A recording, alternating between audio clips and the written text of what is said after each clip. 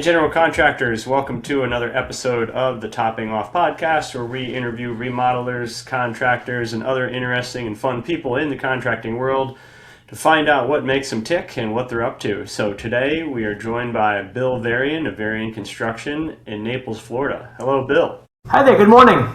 Appreciate you being here. If you would, give us a little bit of backstory. Tell us about your business, how long you've been in business. If you want to give us an idea how many crews you're running, let's dig in. Certainly. So I started this business with my dad back in 1989. And we started out figuring we just wanted to be handyman and then enjoy the Florida weather. Quickly, we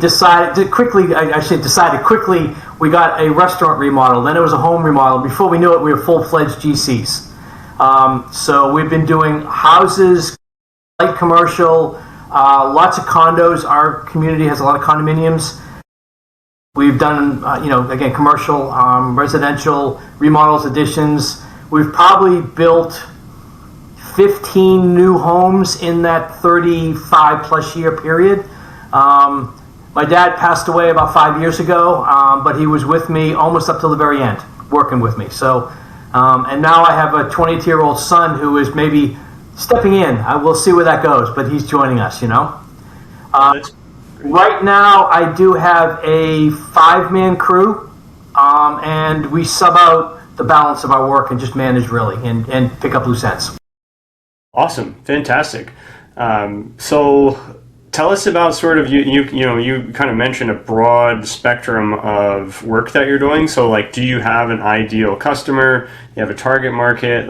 How do you sort of figure out who you're going to work with next? So I got to tell everybody that our community, we're blessed with an abundance of well-off people, customers. They're great. Okay. We do a lot of condominium work. We mentioned that residential, high-rise condos, and that's a decent market. The one, I don't want to call it a problem, the one issue with our condo market is we usually have to start by May 1st and have to be done by November 1st. So we have to be very careful of how many we can take on at any one time, and then that takes care of our summer work. But then I've got to look at what else we can be doing for the rest of the year, and that's where it could be the single-family homes. Maybe it's a commercial build-out or a tenant build-out, commercial build-out, or some other type of other work that we can be doing for the rest of the year.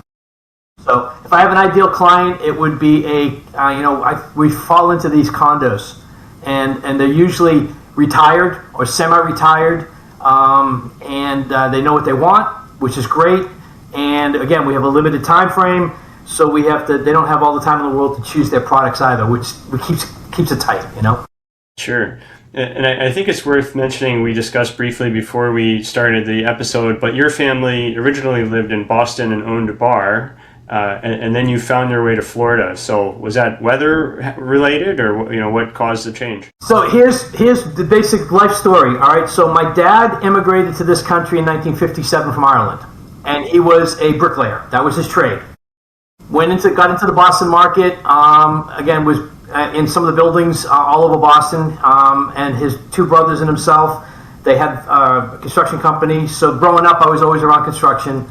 My uncle had bought this building, and he came to my dad and says, let's open up an Irish pub. And that was in the early 70s, and they did.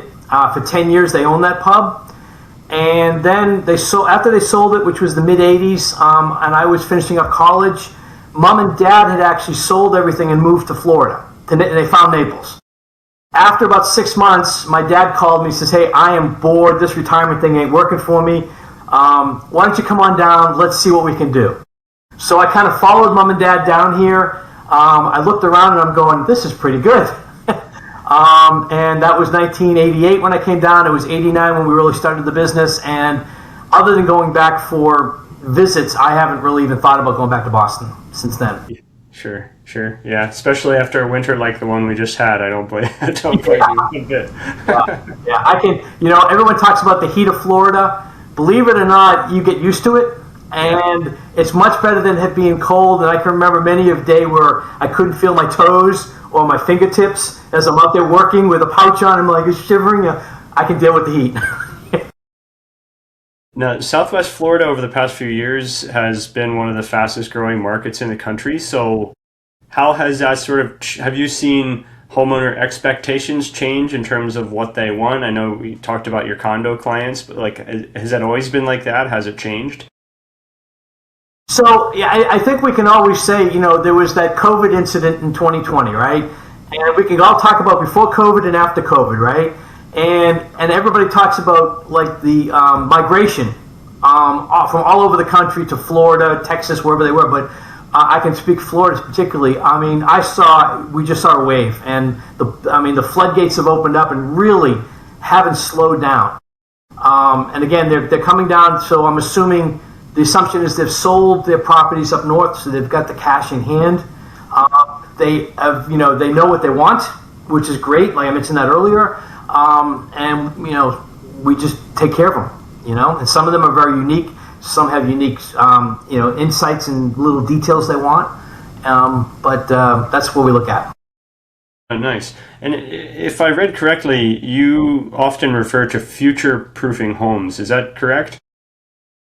So we do, again, like anything else, whenever we get into if it's a single-family home, we're worried about, we live in hurricane zone. Mm-hmm. All right. And since our state legislature put together the building code started in 2003, where everything we did had to be so-called hurricane hardened. And then when we came to remodeling, over the years, over the last 20-something years, they've increased the requirements that windows, doors, roofs, that we have to strengthen everything. And after Hurricane Ian in 2022, we all realized, we can get storm surge and the flooding that happens. So now we're also evaluating that and seeing what we can do to help mitigate any flood damages in the future. And how receptive do you find the market to be? I know you said some of it is codified, and it sounds like you're sort of pushing homeowners towards what they need to think about from outside of aesthetic spaces. So is it hard to sort of pitch that, like, hey, look, I know this isn't in the code, but like, trust me, you just moved down here, like, you want this from a hurricane protection standpoint? Yeah, it is. I mean, sometimes it's a hard nut to bite because of the cost. Yeah. You got to replace windows on a home. You could be looking at $60,000 or $70,000. It's not a small number. Yeah. Hurricane rated windows, But there's all sorts of benefits that I'm willing to share with them. There's the energy efficiency of new windows. There's, along with the energy efficiency, there's the sound that goes with that, right? There's possibly an insurance break on their homeowner's insurance. So you start listening that. If you start evaluating that, it's a little easier for them to think about, And some of our clients are still what we call absentee owners, and they live here part-time. Mm-hmm. So they're gone all summer long when the storms would be hit our hurricane season. So we explain, well, now you can go away with a peace of mind that you don't have to worry about your windows or doors because they are all protected now. So there's a peace of mind aspect to that, Another element that has been on the rise lately is adding whole house generators. Mm-hmm. Again, a storm comes through, 7 days of without power, living in a home in July and August or even September is pretty tough. So the generator generator market has been very positive for us lately too. Again, it's another item so they can stay in their home if they are here, or peace of mind if they're not here, that the food they left in the refrigerator doesn't go bad, or the air conditioner keeps running, no mold buildup, stuff like that. Yeah, no, that makes a ton of sense. And you hold a number of certifications sort of in the building industry. Could you just speak a little bit about, sort of like what those are and sort of like what led you to want to pursue those? Sure. So I'm a member of the National Association of Home Builders based out of Washington. At the state level, we have the Florida Home Builders Association, and at our local, for us, it's Collier Building Industry Association. So you join the local, and you become members of both the state and national. So I joined our local association in 1990, I think. And then towards the mid or late 90s, I had learned about what NAHB offered for educational and certifications. One of them, the first one I went after, was a certified graduate remodeler. So NAHB put this on. It's a series of classes that hone your skills, not the physical skills, the business and mental skills. Right, that's what came down to it. And I earned that designation early 2000s. At the same time, in the late 90s, early 2000s, NAHB and AARP got together and did a survey, or AARP did a survey, and they found out that their members wanted people to work on homes to have the knowledge of disabilities, aging disabilities, and others. So together, these two groups put together what they call CAPS, the Certified Aging in Place Specialist. I was the third or fourth class that got that designation, again, early 2000s. And not only, it's an eye-opening, again, it's got nothing to do with the physical. Everybody can talk about ADA, right? Everybody knows about ramps and stuff. And this course did more than that. It explained to us, as, again, you got to think about this now, 20 years ago, I was younger, how the aging process works, how ailments, how to understand people who have certain ailments, whether it's a stroke and you have weakness on one side, whether it's hearing, sight, looking for somebody without having to ask them, what they're at, maybe the way they walk, maybe they use their right hand more than their left. And so this was that class. So that was a Certified Aging in Place Specialist. And then I know in the late 2000s, the green building phenomenon was happening.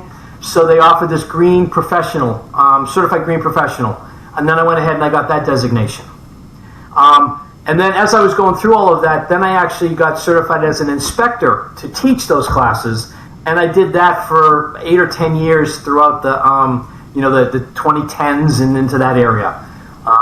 So those are the 3 designations that I do have now from NAHB. I think that's fantastic. I mean, what I've seen about aging in place is that in a lot of markets, there is a high search demand, like the homeowners are looking for it. But by and large, I haven't seen a lot of contractors come out and say, like, we're an aging in place specialist, which I feel like is going to be a huge opportunity as, the baby boomer generation continues to go deeper into retirement. How forthcoming are you? Like, do you specifically market as an aging in place specialist, like through dedicated campaigns? Like, how many people in your market do you find also offer that you're competing with them? So I don't specifically market for it. I'll be honest with you, okay? Yeah. But I will tell you that almost every job that I go on as a sales call, it's got a bathroom remodel or even a kitchen remodel, we discuss aspects of sort of aging in place. And I don't care if you're in your 30s, your 50s, or your 70s.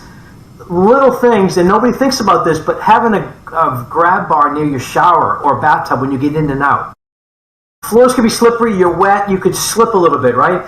A 30-year-old will have that issue along with a 7-year-old, right? So these things, specified lighting, task lighting. Again, as we get older, our eyesight goes, so we talk about, lighting, but lighting is important for young people too, We always talk about doorways, regardless, Again, my market is of an older clientele, so yes, we are thinking about, God forbid tomorrow they're in a wheelchair, right? Now, they need 32-inch clearance through a door. That means widen the doorways, or come up with a hinge thing, or whatever it might be. We want to get them in and out of showers safely, for bathing, that kind of stuff. So I don't market it, but it's integrated in my sales process almost every time I go out on a job site, Yeah. The other side to that, which I never gave any thought to, but when I was taking these classes and I started teaching, I met a lot of physical therapists who were dealing with people who had workman's comp injuries. And then I hooked up with companies that put contractors and people who are recently injured together. Whether it's ramps, whether it's special apparatus that needs to be installed for lifting them out of a bed if they can't walk, or whatever else. So I found that to be interesting, right? I mean, it's a sidestep. They talk about aging in place, but we never think about these people. If you're in, God forbid, a bad workman's comp accident, you lose a leg or you're paralyzed or whatever it is, you need something done to your home, and you need somebody who understands your ailment, or at least can talk to you and ask you questions about your ailment to help better your living spaces.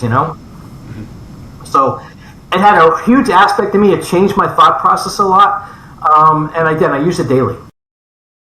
Well, I love the idea when you talked about the association that you were connected to that would take persons who had just become injured and set them up with contractors to help, sort of outfit their home. I mean, I think on a basic level, contractors are trying to find architect relationships and interior designer and realtor relationships. But like, what an angle that you would have a physical therapist or somebody else that could sort of say like, hey, look, you need to retrofit your home, or outfit your home to accommodate this. So I think that's an untapped angle for sure that very very in tune to kind of get into that. Now you've also won a lot of awards related to a lot of your additions and things. Is that right? That is correct. Locally, our local association has what they call the Sand Dollar Award, and it's for outstanding work. You put in a project or projects, and they have a judging team. Usually, it's an out of county or sometimes out of state judging team that. In the old days, they used to come in and they'd actually visit the sites. Nowadays, everything's electronic with pictures. But since I won my first one in 2002, I remember that. I still have it here in my office. And since then, I don't know, 8, 10, 12 of them I've won. So it's very prestigious, and I feel honored to have won as many as I have. No, congratulations for that. Could you tell us a little bit about the project? So the very first one, it happened to be a remodel on a home for a gentleman, a husband and wife, I should say. And again, this is 2002, so it's going back 24 years now. And I remember it was a 4,000 square foot home, and we redid every inch of it. We adjusted bathrooms, we did the kitchen, we did an outdoor area and around the pool for them. And they were on a canal where they had their boat out back, so you could look through their living room into their sliders over their pool area, and their boat was behind it. So, and we created openings so that you could see all of that basically from the front door. So you get that wow effect when you walked in. And I remember the judges at the time. Again, the first one I remember a lot of detail. They were just blown away by the view, and then the detail work and stuff. So it was it was humbling. I enjoyed. I was thrilled to be able to get that. And again, subsequently, over the years, the same thing. Anytime we were able to win, and not only me. I mean, I'm the one that seems to accept it, but I want to make sure the team behind me knows that. My staff, our subcontractors, and a lot of times I will actually, if I'm awarded, I will actually I'm allowed to buy another award, and I will give that to our client. Yeah. And they usually display it prominently when you walk in, and and I'll get some of their neighbors that are like, hey, I saw you did that. Can you do this for me now? So it's nice to have. It's great to have. That's fantastic. Well, so that accolade. It's funny how it's like turning into not only client recognition and like team recognition, but it's also sort of like a marketing piece. As you said, for neighbors. So over the long history you guys have had, what do you find to be like your most effective means of marketing the business? Believe it or not, I think first it's my personality, because I'm a numbers folks like most businessmen would be. Over 70% of our leads are referrals from past clients or past clients. Mm-hmm. That's a huge number. Yeah. And my closing ratio on that 70% is in the high 60s. Yeah, great. So, knowing that, again, it's my personality. They love my staff. They love we have a great team around me with us. And that is most of my, my focus, really, The other 30%, we get, some from our website hits. We do get some, there's some local magazines that I'm still involved with. I know that's a fading thing, but I've been involved with them so long, we go with that. Sometimes it's our trucks. I make sure, and if you talk to other builders or remodelers, I make sure that all our trucks are very clean, very consistent. And I know everybody likes to wrap their vehicles with all of these words and pictures.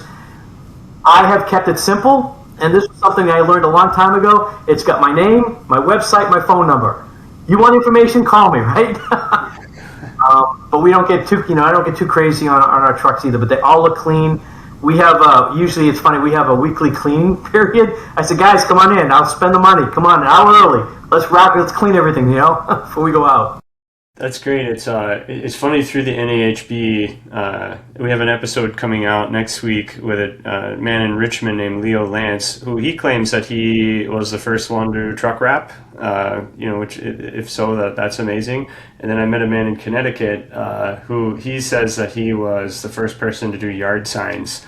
So, yeah, I love through the NAHB meeting these guys that are like truly the leading edge of the field, Oh God, I've learned, over the years, taking seminars and any of the shows. It's great listening to some of these guys. And, I've got some of them now who become friends of mine over, 25, 30-year friendships. It's really great. That's great. And then you're wearing a very sharp shirt. Do you require that your team wears uniform shirts while they're working? This is the color everybody wears. Yeah. And I have our logo on it. And some of the guys like to wear long sleeve. I like short. And again, we're fortunate. Most of our work is inside, so we don't have to worry about the hot sun. But if we were outside more, I think I'd make sure everybody had long sleeve shirts just for the protection, Yeah, for sure. But yeah, we're very consistent. Again, my trucks, my shirts, any of my marketing, they're all that.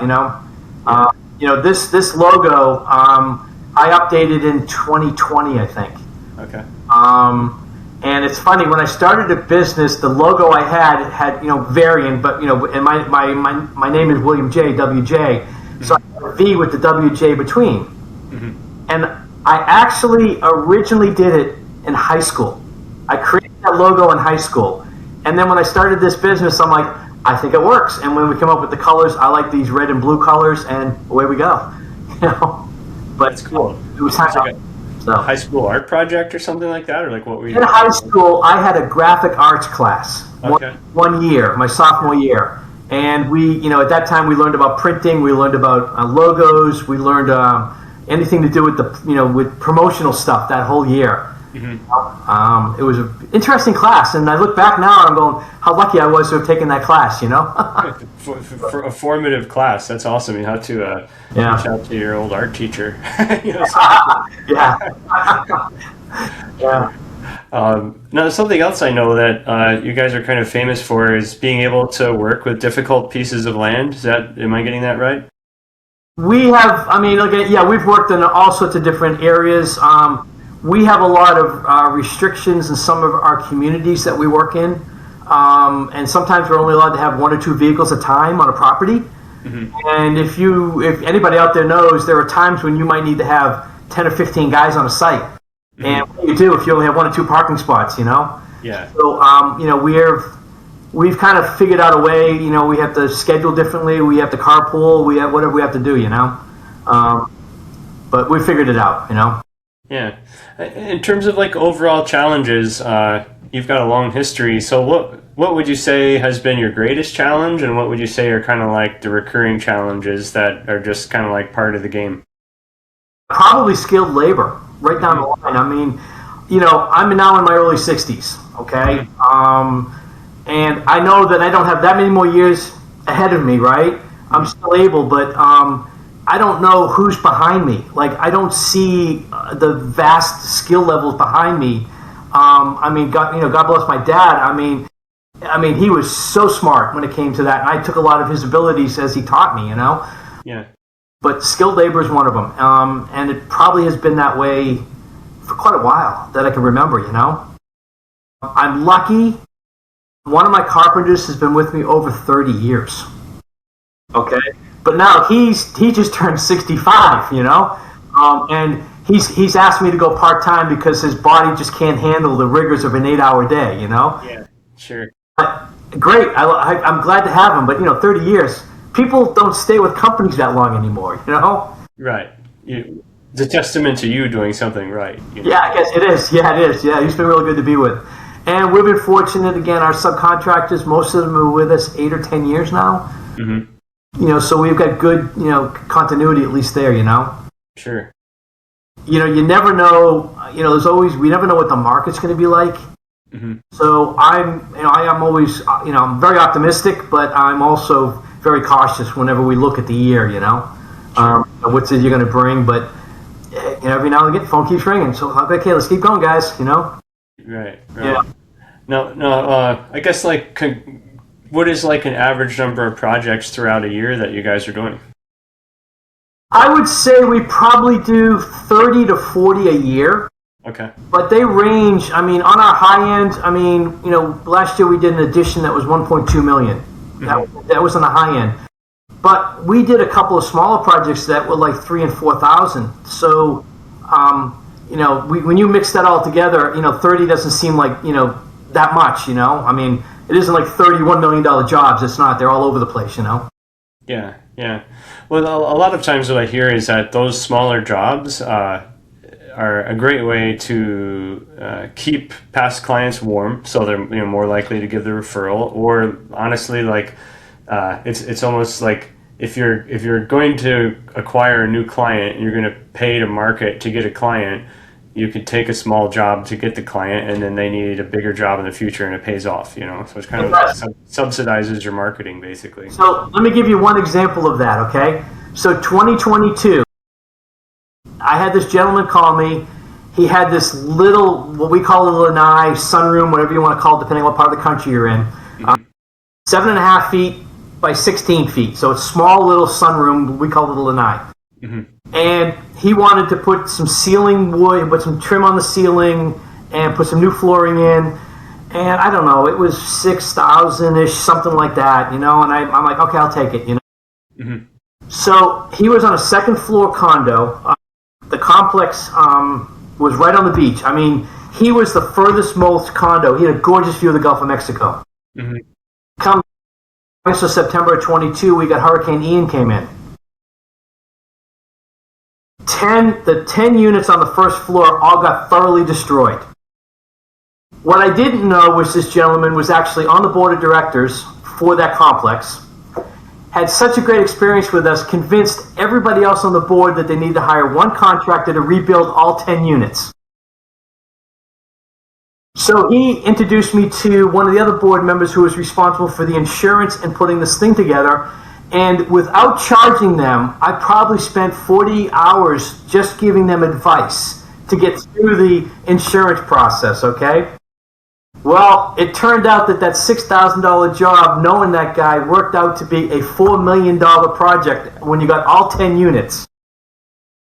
So that's a great example, right, of the little thing, never knowing what the big thing is going to come in, Yeah, I just love hearing that. I think, I think it's a tenacity, a lot of times the companies that have been in business the longest, they are scrappy, they do know that you need to keep money coming in, and everyone is a potential big fish, you know what I mean? So yeah, I love stories like that. That's been my attitude, and I even tell the guys, you mentioned that, okay, so I have this $1 million remodel going on. I mentioned to this addition, right? But we don't have work every single day for everybody. Yeah. So it's great to grab a $3,000 or $4,000 or $5,000 job where you can knock it out in a couple, 3 or 4 days, right? Keeps everybody busy. That's the other side to it, Yeah. To work them in. It's like client retention, or I'm sorry, staff retention. Just like it is. It's continuity. They know that they're going to get a solid 40 every week. That no matter what, I keep them busy at 40 hours. Yeah. So it goes a long way. Oh.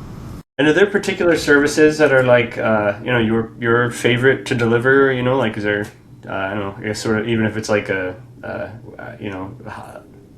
the right way to phrase it? I don't know. What's your favorite kind of project to do? I guess I like kitchens. If I got to think about it, there's usually a smaller area, right?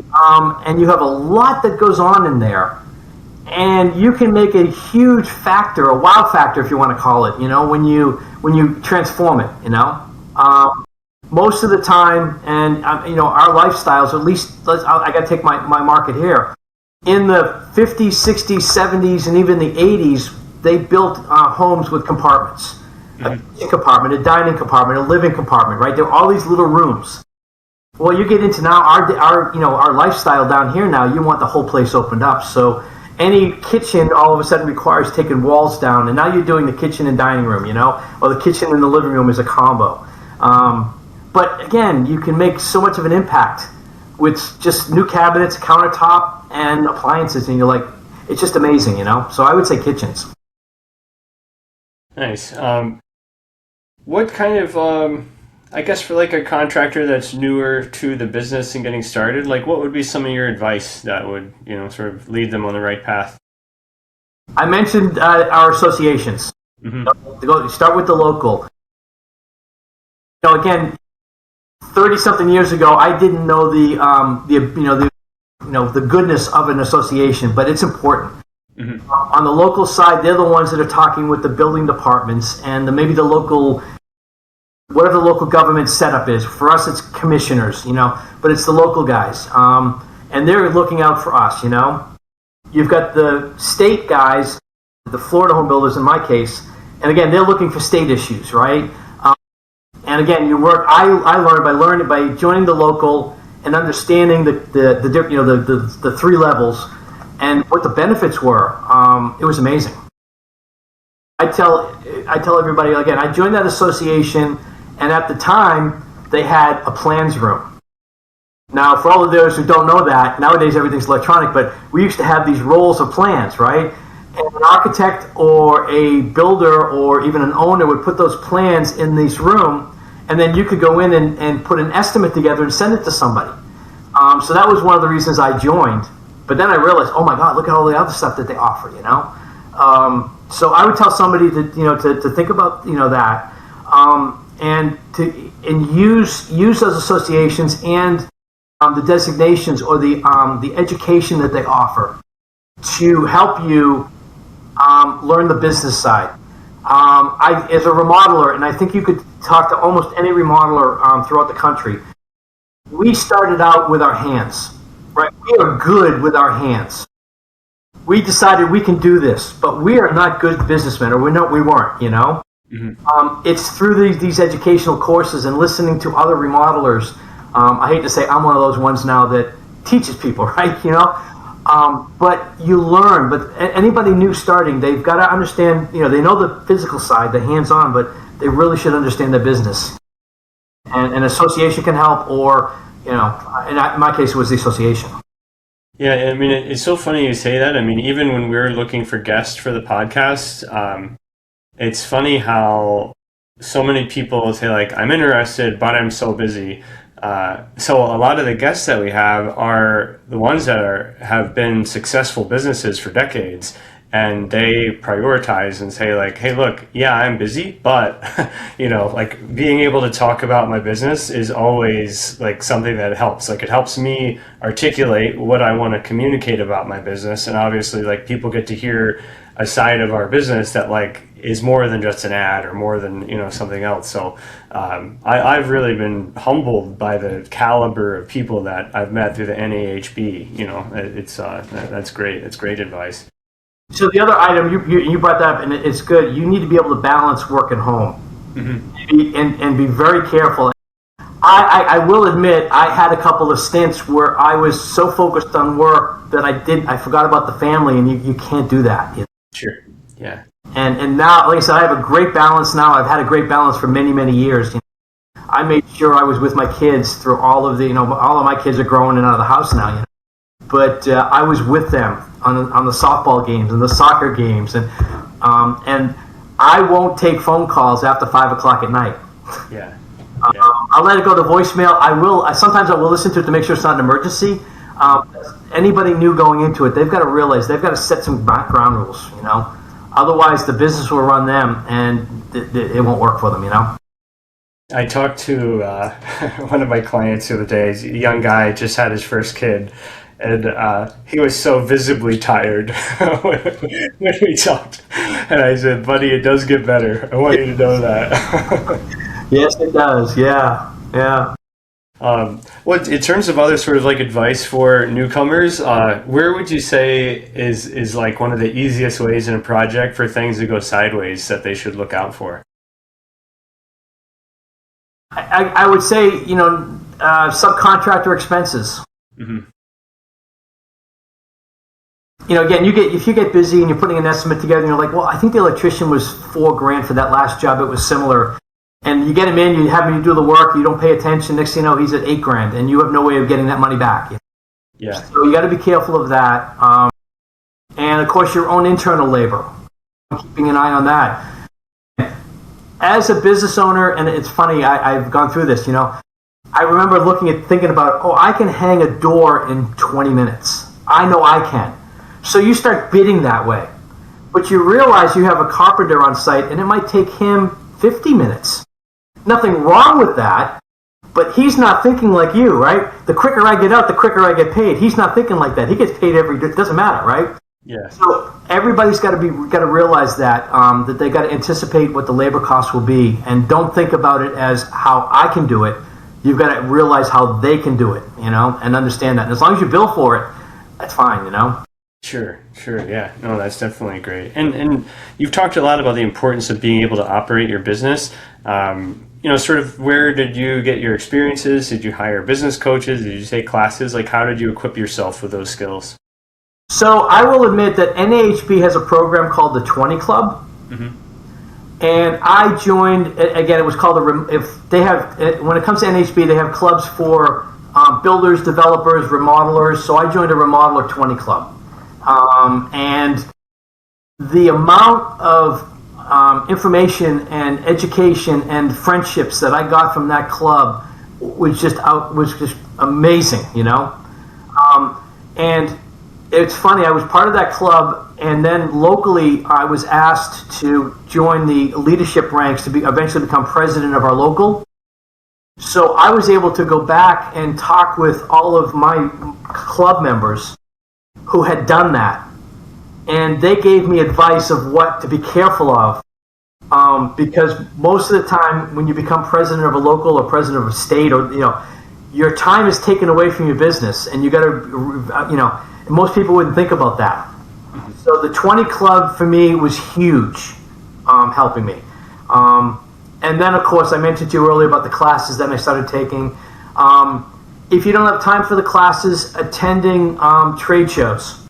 I know IBS is the big one, right? Whether it's in Vegas or this past year was in Orlando.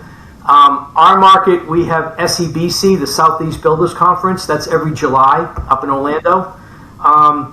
Going to those type of trade shows, attending some of the seminars, even if most of those seminars are 30, 45 minute, maybe an hour long seminars, you will gain a wealth of information from those type of seminars. And the people that are giving those seminars are people like me.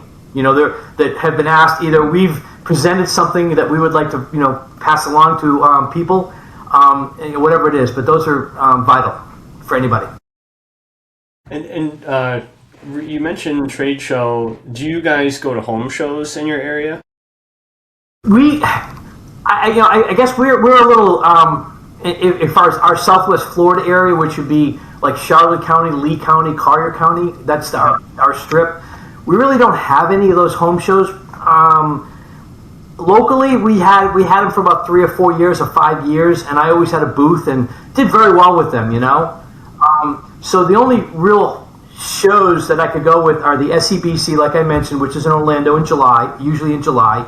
IBS, again, it's, this year was in Orlando, so I did go. The last bunch of years, it's been in Vegas. It's going back to Vegas. And that's an experience altogether, Excuse me, yeah. But so we really don't have any local home shows, unfortunately. Gotcha. Yeah. Now pivoting for a second, AI is definitely a huge topic in the industry. Are you guys employing AI in any way, right? So it's funny. I also have a business coach that we meet once a month. Okay. We've been talking about this the last 4 months now. Mm-hmm. How I can try to possibly integrate AI into my business. I do use it, so I do use it to write stuff, or their letters or anything, but I will pre-write it for my own soul. I will pre-write it and then ask them to embellish upon it, AI. I did use it. I have a new home we're building. I know I told you we don't do a lot of new homes, but I have one going. Mm-hmm. And it was my coach that said, hey, why don't you try to get a lumber takeoff from AI? Mm-hmm. And so we went to, it was ChatGPT we used, if I'm allowed to say the name, but we used Chat. And we uploaded the set of plans. We gave it its parameters, 16 inches on center, type of frame, whatever it was. And we asked them to come up with a complete takeoff, lumber takeoff for a new home. And 6 minutes later, I had a spreadsheet. Mm-hmm. Trust and verify, right? So I decided, okay, it's time for me to do it. I got out the plans, and 3 hours later, I had my list together. Pretty close. I will admit it was pretty close. I no doubts. There were spots where they did that Chat didn't have, but I guess at this point, I know they'll get better. They just hadn't understood it yet. Mm-hmm. I'm trying to think about other aspects that AI could help me with, and I'm having difficulty with that as a remodeler. But I'm sure as it evolves, I might try to introduce it more. Mm-hmm. But I don't know whether I could accept it to do schedules, possibly, but I would think the amount of effort I have to give it might take too much time for me. I don't know yet, Sure, yeah. No, it's my experience has been the more you use it, the better you get at it, and the more useful it becomes for you. So yes. It's kind of like you train yourself to be better at using it, and it becomes better at understanding you. Like the more that you interact with it. Yes. Would you like to give your coach a shout out, your business coach? We could tag them if you'd like. Cam is his name. Okay. What is the name of the company? I don't know the name of the company. No pressure. I just figured if happy to tag them if you'd like. Yeah, but they're a company. He works for a company, and he's been great. With me, I think about 3 years now, maybe 4 years. And again, we meet once a month. We do a video call once a month. Talk about the prospects, what's going on, and what we can do. And AI is now, like I said, one of the things we're discussing. Yeah. But again, he's bringing me. I don't want to say. At this point in my life, I'm not trying to grow my business, but I'm sustaining my business. Yeah. I'm very comfortable with that. But I want to make sure that I have everything in place because, never know, Yeah, no, of course. Yeah, for sure. Yeah. And we talked about AI. What about kind of like management software? Do you guys use any kind of apps to manage projects? We've been on JobTread. Okay. We were with Co-Construct for many, many years, and then I know that Build-A-Trend bought them out and kind of stopped supporting their growth in a way. Mm-hmm. Fine, that's happened. So we switched over to JobTread a year and a half ago, maybe, and we're still learning it. Mm-hmm. I don't think we don't probably use it to the fullest extent that it has capabilities, but we use the scheduling, the communication. Job logs, time cards, communication with our clients. Our clients love it, because as soon as we upload a picture, they see it, our clients. And sometimes I'll make a phone call, hey, we just saw that. What is going on with that, or something like that, So JobTread is what we're using as far as, that. We'll definitely have to shout out to JobTread. So in my past 3 or 4 episodes, I think, since we started asking that question, everybody has been JobTread, I think. So yeah. they are just dominating the market. So good for them. Yeah. Do you go to their conference that they have every year? I haven't been able to fit that into our schedule, but I should do it one of these days. It might actually enlighten things, Yeah, sure. And then on our design side, we use Chief Architect. Okay. And I've been using Chief Architect, I think, from almost its inception. It's been that long. Yeah. So, again, capabilities, I'm good with it. I can, handle all of our renovations with it. And again, I can turn it over to AutoCAD if my architect or designers are using if I need to do that. So it's got that capability, Nice. Yeah. And I guess speaking to those relationships, your designers are in-house or like people that you've worked with over time, or like what are those like? So again, I said I got chief architects, so I might do a small house. I don't have anybody on staff. We'll start with that. So I might do it myself. But then, state of Florida, there are certain requirements where it might have to be signed and sealed by an architect or an engineer. So I have one architect I still use right now who hand draws everything. He's semi-retired. He's of that age, but he hand draws everything. So I'll send him a PDF, and he'll be able to put together a plan and sign and seal it for me. I have mechanical engineers I work with if I need plumbing or electrical or anything. I got structural engineers I work with, and again, we have 3 architectural firms we work with, and they're all different in size and they have different capabilities. So we dole it out accordingly, And again, after 35 plus years, we've got those relationships, which is great, Yeah, and are they a pretty good referral conduit for you also? They are.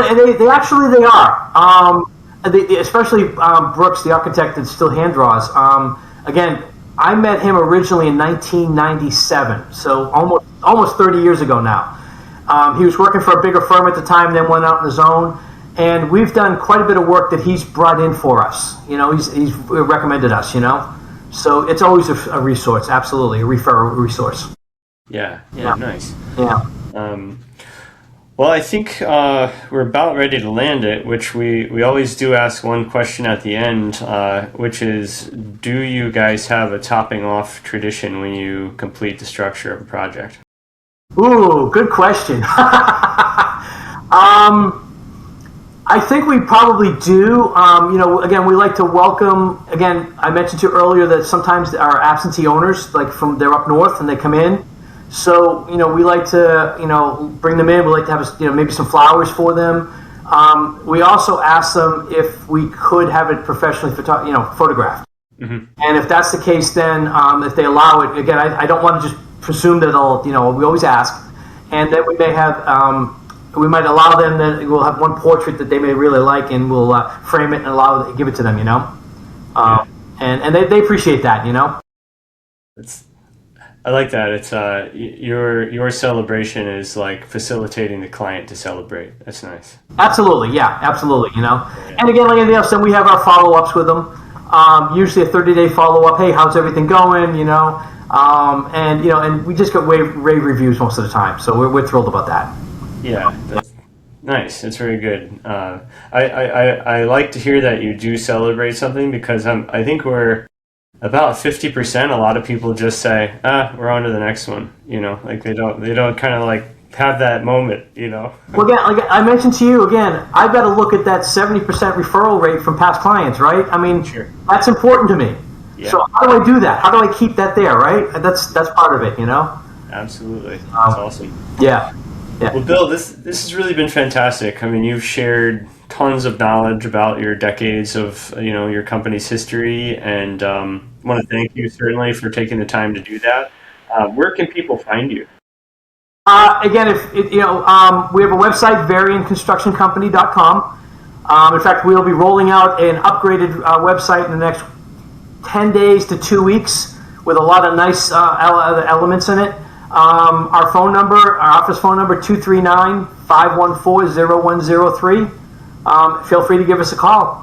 Southwest Florida, from Estero South. We'll take care of you. Fantastic. Awesome. So thank you again, Bill. This is another episode of the Topping Off podcast. If you enjoyed this, we would love a review on Apple Podcasts, Spotify, or YouTube, or send it to a friend. So we will see you next time.